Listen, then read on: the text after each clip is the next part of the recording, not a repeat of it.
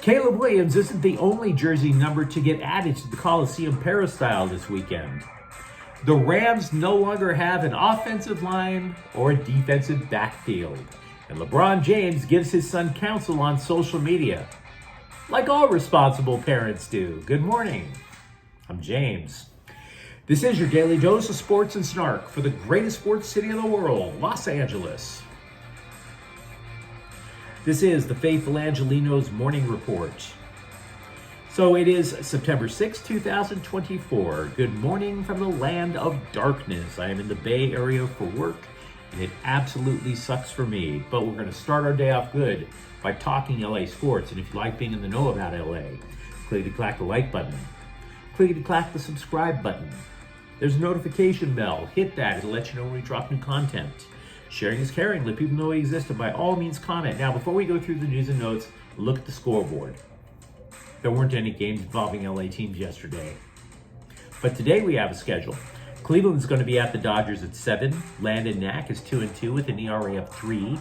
He'll face Matthew Boyd, who is 1-1 with an ERA of 2.38. The Sparks are at Chicago at 6:30. Only 7 more Sparks meetings left before we can finally close the book on all the simping for Cameron Brink. And Seattle will be at Angel City FC at 7. Angel City is tied for the last playoff spot in the NWSL with 8 matches remaining. Let's get to the news. Somebody mentioned recently that USC retires the jerseys for all of its Heisman Trophy winners. And the athletic department went, "Oh hell, we got ourselves some catching up to do. Somebody put a lit match under my butt. It's time to get to Vistaprint."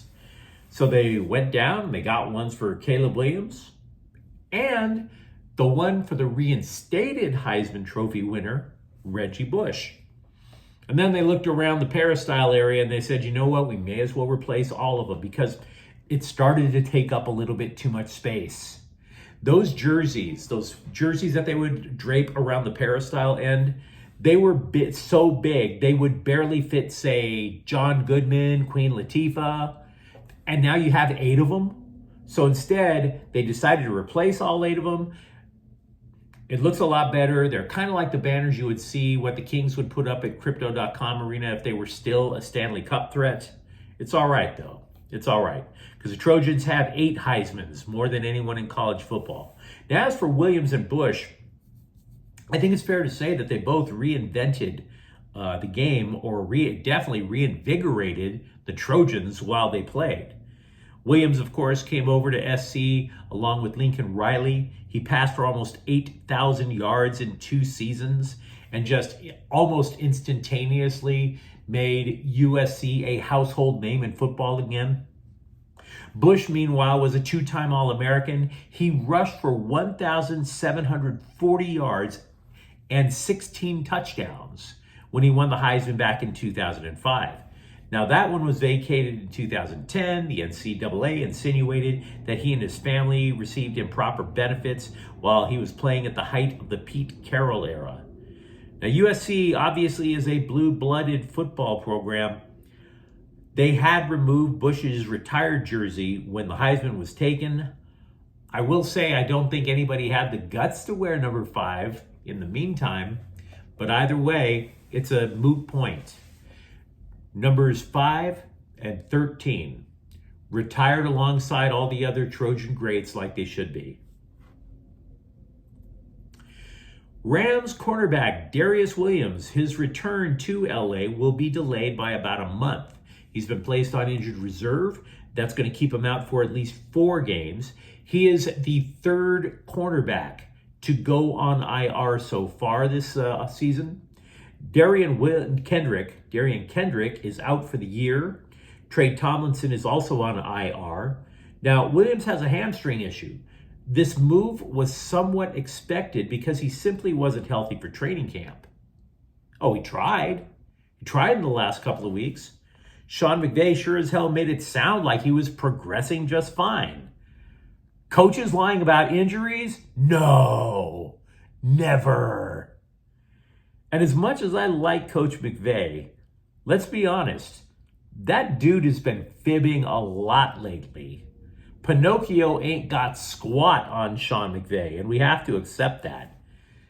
But can you blame him? The Rams 2 seasons ago put so much dead money under the cap so that they would have all this excess space to work with this past offseason. And they invested heavily in the offensive line and defensive backfield, and damn near all of them are hurt. 3 starting offensive linemen out. Maybe Rob Havenstein comes back, but we don't know. So it's definitely 2, possibly 3. Meanwhile, the depth chart over at corner, maybe right now you're thinking it's Tre'Davious White and Kobe Durant are the next man up, but Durant's hamstring is iffy too.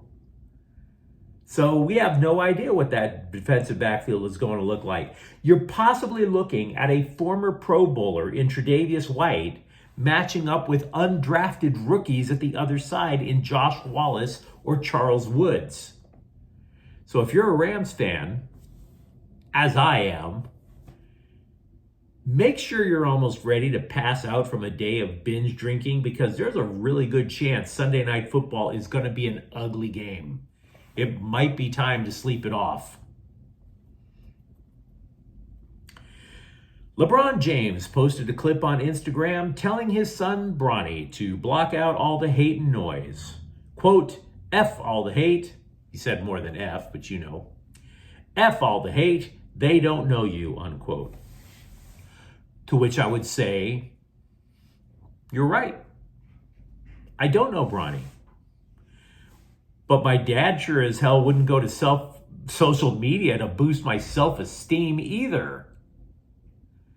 My dad was an Irish immigrant. He didn't give a damn about self-esteem in the first place. What are we talking about?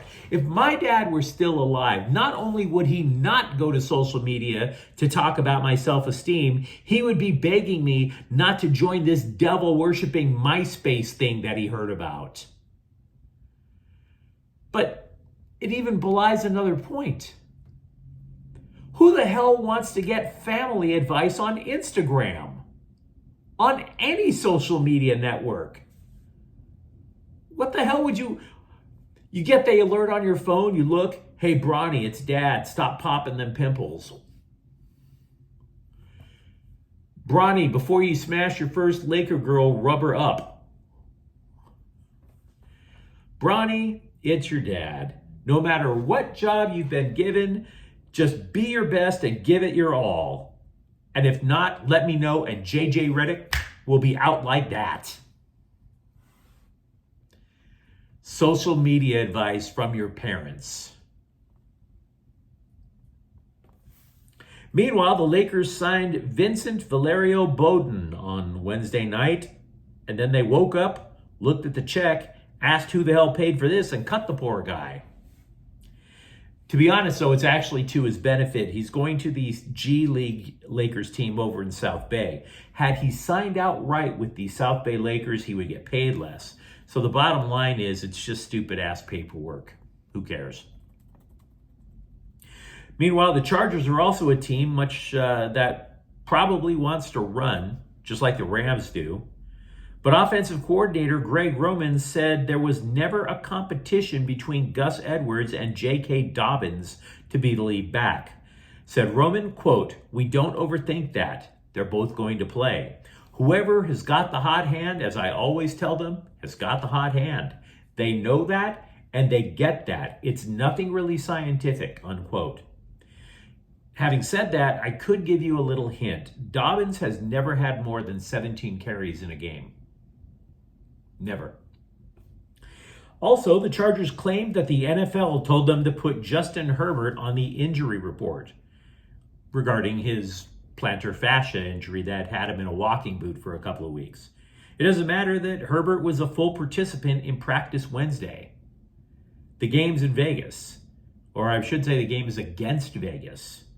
And the gamblers damn sure better have the most accurate point spread, I'll tell you that. Every injury is going to get listed, even if it doesn't exist anymore. Clippers coach Ty Lue said the team is going to need a lot of work now without Paul George. He told ESPN, quote, starting over with a younger team and doing things the right way, the pieces that we added this year, we got to play a different style, but we're going to play winning basketball, and I know we're going to have a chance to be pretty good, unquote. He said the addition of Jeff Van Gundy to the coaching staff is critical. Also, E.J. Harkless signed a training camp contract with the Clippers. He played for their G League team last year. It never ends with the Dodgers, particularly their pitchers going up and down to the minors for whatever reason. We mentioned Landon Knack is starting tonight. He's replacing Clayton Kershaw, who, as we all know, has pain in his left big toe. Kershaw was seen in a walking boot. There is no timetable for his return. We've mentioned the whole idea of pitchers going back and forth between Oklahoma and Los Angeles. Knack has been summoned to pitch for the Dodgers 6 times this year. 6 times. That's a lot of time on Frontier. Bob Iger and his wife have officially bought into Angel City FC. It only took Iger 3 swipes of his ATM and 1 embarrassing call to Wells Fargo for the charge to clear. Iger is going to also inject another $15 million, 50, dang, where am I right now? Iger will inject another $50 million into the club to try to upgrade things around there. But you let me know what you think in the comments thread. How happy are you that it's not just going to be Caleb Williams, but Reggie Bush getting their numbers up in the peristyles? How concerned are you about the Rams injury situation? And if you enjoyed the content, don't forget to subscribe to Faithful Angelenos. We talk LA sports every single day here. Thank you for watching. I'm James. We'll be back tomorrow. Faithful Angelenos is a Kian Cortel Queso production. Take care.